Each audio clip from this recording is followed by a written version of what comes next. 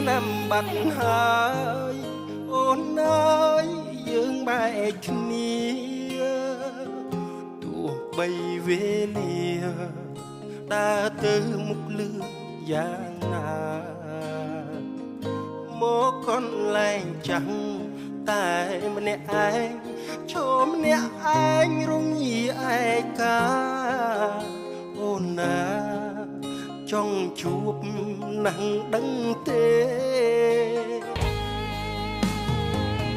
ទីឆ្នាំបាត់ហើយ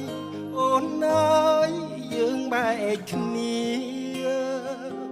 ទោះបីវេលាដើរទៅមុខលឿនយ៉ាងណាមកកន្លែងចាំង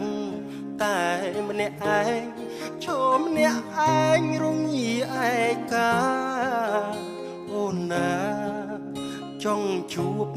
ណាស់ដឹងទេទីឆ្នាំបាត់ហើយអូនអើយយើងបែកគ្នាទោះបីវេលាដើរទៅមុខលឿន